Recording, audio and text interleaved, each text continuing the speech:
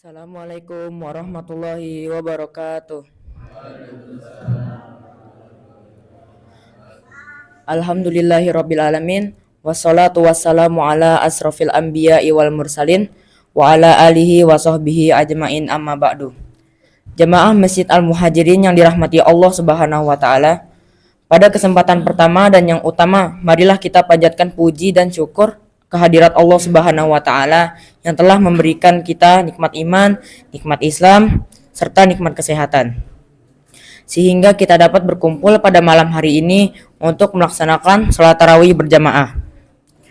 Salawat serta salam semoga selalu tercurah limpahkan kepada junjungan kita, yakni Nabi Muhammad SAW, beserta para keluarganya dan para sahabatnya. Semoga kita semua yang hadir pada malam ini mendapatkan syafaat beliau di akhir zaman nanti. Amin. Untuk memberikan keberkahan pada malam hari ini, marilah kita buka dengan membaca basmalah bersama-sama. Bismillahirrahmanirrahim.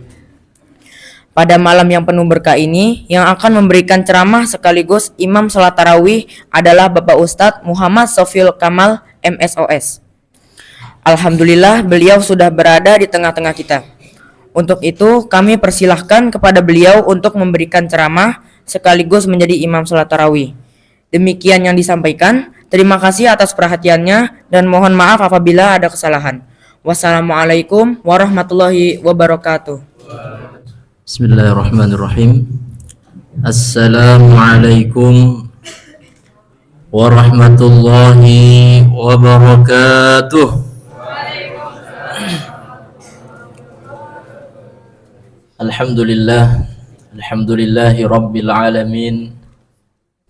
Wassalatu wassalamu ala ashrafil anbiya'i wal mursalin wa ala alihi wa sahbihi ajma'in, amma ba'du. Qala Allah ta'ala fil Qur'anil Karim, a'udzu billahi minasy syaithanir rajim. Innamal mu'minuna ikhwatu fa aslihu baina akhawaykum wattaqullaha la'allakum turhamun. Hadirin jamaah salat Isya dan salat tarawih yang dirahmati Allah Subhanahu wa taala. Pada malam yang bahagia ini, khatib atau penceramah membawakan tema tentang al-ukhuwah, yaitu ukhuwah. Apa itu ukhuwah? Ukhuwah dari kata akhun. Ukhuwah dari kata akhun, artinya saudara kandung. Jamaknya ada dua, ikhwatun atau ikhwanun. Ikhwatun atau ikhwanun. Ikhwatun itu saudara yang lebih dekat. Kalau ikhwanun saudara tapi agak jauh. Ya. Oleh karena itu Al-Qur'an menggunakan redaksinya innamal mu'minuna ikhwatun. Allah menggunakan redaksi innama sebagai adatul hasri. Adatul hasri itu sebagai pembatasan. Jadi orang-orang yang mau ukhuwah atau ikhwah itu hanya orang mukmin. Jadi yang mau berukhuwah itu hanya orang mukmin. Apa urgensi ukhuwah di dalam Islam? Tentu kita merujuk kepada hadis Nabi Muhammad SAW, al-mu'minu lil mu'mini yashuddu ba'duhum ba'dha. Al-mu'minu lil mu'mini kal bunyani yashuddu ba'duhum ba'dha. Seorang mukmin dengan mukmin lainnya ibarat sebuah bangunan yang saling menguatkan satu sama lain. Kalau kita bangun rumah, pasti ada pondasi, pasti ada tiang, pasti ada atap, ada dindingnya. Ukhuwah itu seperti itu, saling menguatkan satu sama yang lain. Tidak ada yang merasa berjasa dari yang lainnya. Itu ukhuwah. Kemudian apakah dengan ukhuwah tidak mungkin ada perbedaan? perbedaan adalah keniscayaan. Tidak mungkin orang hidup tidak ada perbedaan. Jangankan kita dengan orang lain, sesama saudara saja kadang-kadang berbeda. Maka Al-Quran memberikan cara bagaimana ketika kita saling berbeda. Innamal mu'minuna ikhwatun fa aslihu baina akhawaikum. Di ayat sebelumnya, wa in ta'ifatani minal mu'minina qatatalu fa aslihu bainahuma. Kalau ada dua orang atau dua kelompok orang Islam, mereka saling bermusuhan, maka kita sebagai orang ketiga, apa yang harus kita perbuat? Fa aslihu bainahuma. Kita harus mengislahkan mereka berdua. Dan ini problemnya sekarang, kalau ada umat Islam diadu domba, kadang-kadang kita ikut di antara salah satu dari keduanya. Padahal kita belum tahu mana yang benar, mana yang salah. Justru di situ kita ikut membakar amarah. Nah, padahal Islam mengajarkan kalau ada saudara kita yang saling berselisih, maka kita hadir untuk mendamaikan, islah. Oleh karena itu, sebagai seorang mukmin, Nabi Muhammad SAW ketika hijrah ke Madinah, sebelum beliau melakukan aktivitas dakwah di sana, kondisi masyarakat di situ sedang terjadi peperangan antar dua kelompok, yaitu suku Aus dan suku Khazraj. Dua suku ini mereka dari dulu suka bertengkar, berperang antar suku.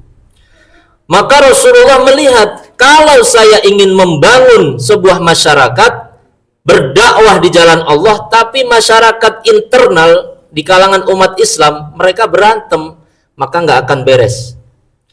Kita kalau mau ngajak orang, kemudian orang di dalam rumah kita berantem terus, maka orang nggak ada yang mau ikut. Itu sudah hukum sunnatullah. Maka bagaimana yang dilakukan Rasulullah? Rasulullah mendamaikan dua suku itu. Didamaikan, didudukkan apa masalahnya, dan selesai. Baru Rasulullah beranjak dari ukhuwah Islamiyah, internal kaum muslimin sudah beres, baru Rasulullah membuat perjanjian dengan kaum yang lainnya. Ada perjanjian dengan kaum Yahudi yang di Madinah, yang dikenal dengan piagam Madinah. Itu perjanjian Rasulullah dengan kaum Yahudi. Tapi internal kaum Islam sudah solid, sehingga Nabi bisa mendamaikan kaum-kaum yang lainnya, membuat perjanjian dengan kaum internal ketika kaum musliminnya sudah solid, sudah kuat. Nanti kita bandingkan dengan kondisi kita hari ini. Ya. Kemudian Nabi juga mempersaudarakan antara individu dengan individu. Ketika sahabat kaum Muhajirin, yaitu sahabat-sahabat yang dari Mekah, mereka hijrah ke Madinah. Otomatis sahabat yang dari Makkah itu disebut sebagai Muhajirin. Nah, termasuk nama masjid Muhajirin. Muhajirin. Mereka hijrah dari Makkah ke Madinah, mereka tidak bawa apa-apa. Yang dulunya orang kaya, seperti Abdurrahman bin Auf itu di Mekah kaya raya. Ketika hijrah nggak bawa apa-apa. Kebun yang ratusan hektar di Mekah ditinggal. Kan nggak mungkin orang hijrah bawa kebun. Ya, harta-harta yang memberatkan ditinggal semua di Mekah. Rumahnya otomatis ditinggal. Akhirnya mereka tidak bawa apa-apa ke Madinah. Apa yang dilakukan Nabi? Nabi mempersaudarakan antara kaum Muhajirin dan kaum Ansor. Dan itu satu-satu. Si fulan dipersaudarakan kepada si fulan. Untuk apa tujuannya? Agar fokus di dalam membantu satu dengan yang lainnya. Sampai-sampai ada yang ditawarkan, kalau kamu belum menikah, saya punya istri lebih dari satu. Ya, zaman itu. Kalau kamu ingin, silahkan ambil, saya akan ceraikan yang kamu sukai. Boleh nggak kira-kira seperti itu? Ya boleh. atas saling membantu karena Allah. Kemudian ada yang punya rumahnya 2 lantai. Yang bawah kamu pengen yang bawah atau yang atas? Kalau pengen yang bawah, saya akan pindah ke atas. Seperti itu sampai ukhuwah yang dibangun Nabi itu. Nah, Abdurrahman bin Auf ini karena memang orangnya entrepreneurship, ketika ditawari oleh sahabat Ansor, ya, mau dikasih uang, mau dikasih rumah, beliau menolak. Saya tidak usah kamu kasih apa-apa. Tunjukkan aku di mana pasar Madinah. Akhirnya ditunjukkanlah pasar Madinah saat itu, dan Abdurrahman bin Auf melakukan usaha kecil-kecilan dari nol karena memang jiwanya entrepreneur. Akhirnya dari situ mulai berkembang dan menjadi sahabat yang kaya raya lagi. Nah, apa yang bisa kita petik dari hadis ini, dari kisah ini? Bagaimana bahwa ketika umat Islam ingin berperan lebih jauh di tingkat nasional, internasional, maka yang urusan di dalam internal ini harus beres. Misalkan kita ingin mendamaikan Palestina Israel, tapi umat Islam di Indonesia pasti kacau balau. Umat Islamnya masih berpecah belah, tidak mau bersatu, maka susah. Apa yang harus dilakukan? Bagaimana kita harus berusaha untuk menciptakan ukhuwah Islamiyah. Jadi ukhuwah itu harus ada upayanya, nggak bisa ujuk-ujuk muncul, harus diupayakan. Maka ada hak-hak, kewajiban sebagai seorang mukmin kepada mukmin yang lainnya. Yang pertama, kewajiban kita kepada mukmin lainnya adalah saling menyayangi satu sama lainnya. Kita kalau sama orang Islam saja tidak sayang, dan apabila kita lebih sayang kepada umat selain Islam, berarti ada masalah dalam keimanan kita. Kalau kita dengan orang Islam tidak sayang, tapi lebih sayang kepada orang selain Islam, maka ada masalah dalam keimanan kita. Maka yang pertama, kita harus sayangi mereka dulu. Sesama kaum muslimin, sesama kaum mukminin harus saling menyayangi. Yang kedua, harus saling menolong satu sama lainnya. Bahkan di dalam hadis, ya, unsur akhaka zaliman au mazluman, kata Nabi. Tolonglah, bantulah saudaramu baik dalam kondisi zalim atau dizolimi. Hadis ini agak aneh. Maka para sahabat bertanya kepada Nabi, memastikan, ya Rasulullah, kunna nansur akhana mazluman. Ya Rasulullah, kami paham kalau menolong sahabat kami yang dizalimi. Fa kaifa nansuru akhana zaliman? Bagaimana kalau kita menolong saudara kita yang berbuat zalim? Bagaimana caranya Rasulullah? Masa saudara kita berbuat zalim kita bantu? Akhirnya dijelaskan oleh Nabi, bukan begitu. Kalau kamu melihat saudaramu berbuat zalim, maka hentikanlah dia berbuat zalim. Larang dia berbuat zalim. Itu namanya sahabat. Jadi adik-adik kalau punya sahabat, sahabat itu yang mendukungmu ketika kamu benar dan melarangmu ketika kamu berbuat salah. Itu sahabat. Jadi jangan salah milih circle. Kita berbuat salah didukung aja terus. Berbuat dosa didukung terus, itu bukan sahabat sejati. Itu sahabat yang menjerumuskan. Jadi sahabat sejati, kata Rasulullah, ketika kita berbuat zalim, sahabat itu mengingatkan. Itu baru sahabat. Tapi kalau kita berbuat salah tapi tetap dibiarkan, didukung, itu bukan sahabat. Selanjutnya adalah menasehatinya. Ad-dinun nasihah. Agama ini dasarnya adalah saling menasehati. Jadi kalau seorang muslim memberi nasihat, kemudian dia menerima nasihat itu, maka hatinya mudah untuk disatukan. Kenapa kita susah untuk bersatu? Karena kadang-kadang nasihat tidak masuk. Ketika dinasihati kita merasa lebih hebat, lebih tinggi, lebih pinter.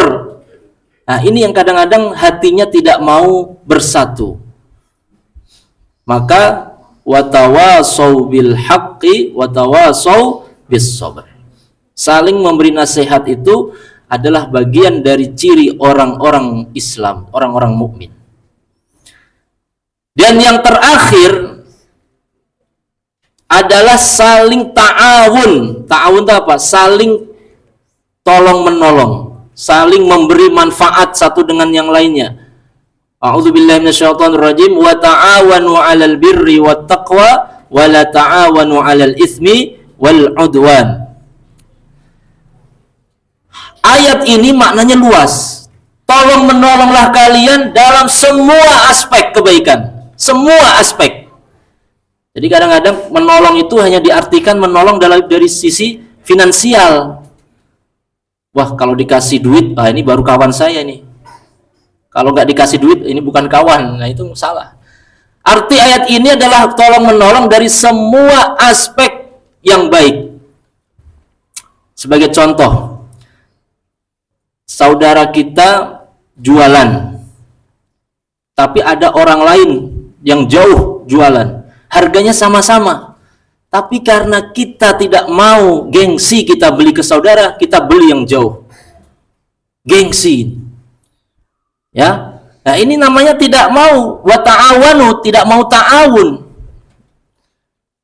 Di mana umat ini akan bangkit baik secara ekonomi, baik secara politik dan lain sebagainya, kalau semua individunya berpikir egois masing-masing, maka tidak akan maju. Kenapa kalau orang, maaf ya, kalau orang China itu kalau bikin usaha pasti maju? Karena mereka itu saling ta'awun antara orang Cina satu dengan yang lain. Ini bukan bicara etnis ya, tapi ini adalah strategi mereka. Kenapa orang Cina kalau bikin usaha itu gede-gede, maju, besar? Karena mereka ada ta'awun antara satu dengan yang lainnya. Kalau ada salah satu yang kelihatannya kurang laku, dibantu oleh yang lainnya yang sudah jalan. Nah, ini yang belum ada di umat Islam. Maka kita harus menurunkan ego kita, ya, bagaimana agar ukhuwah ini bisa terjalin, maka harus diusahakan, nggak bisa berjalan sendiri-sendiri. Dan yang terakhir, tidak mungkin tidak ada masalah dalam kehidupan kita sehari, pasti ada masalah. Maka ketika ada masalah, farudduhu ilallahi wa rasulih, kembalikan kepada Allah dan Rasulnya. Artinya kalau kita saling punya pendapat berselisih, maka pendapat itu harus dikembalikan, dicari solusinya. Siapa solusinya? Adalah Allah dan Rasulnya. Sesuai tidak pendapat ini sesuai dengan ayat Allah? Apakah sesuai dengan hadis Rasulullah? Apakah tidak? Nah, ketika sudah melewati jalur musyawarah, semua masalah itu akan kembali benar. Jadi caranya adalah wa amruhum syura bainahum. Semua urusan apabila diselesaikan melalui musyawarah, pasti akan ketemu titik konsensusnya. Nah, oleh karena itu, mari senantiasa kita berusaha untuk membangun ukhuwah Islamiyah di antara kita.